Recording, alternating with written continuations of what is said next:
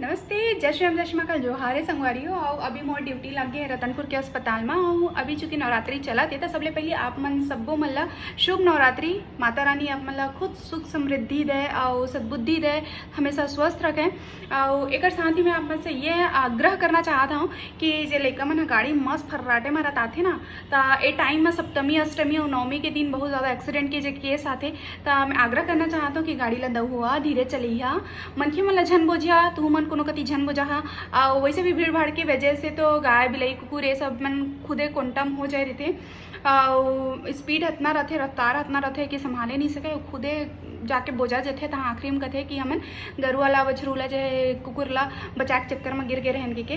तो आप मन से यही अनुरोध हवे, गाड़ी के रफ्तार ला कम करूँ, श्रद्धालु हवा तो श्रद्धापूर्वक माता रानी के दर्शन ला करूँ। और जिसने अपन शरीर में आत्मा लेके घर ले निकले वैसे ही अपन शरीर में आत्मा लेके अपन घर तक भी पहुँचना बहुत जरूरी है। काबर की हमन हन तो हमारे परिवार वाले हैं। एक साथ ही आप सभी मन ला नवरात्रि की ढेर सारी बधाई एवं शुभकामनाएं। जय श्री राम, जय श्री महाकाल, जोहार संगवारी हो।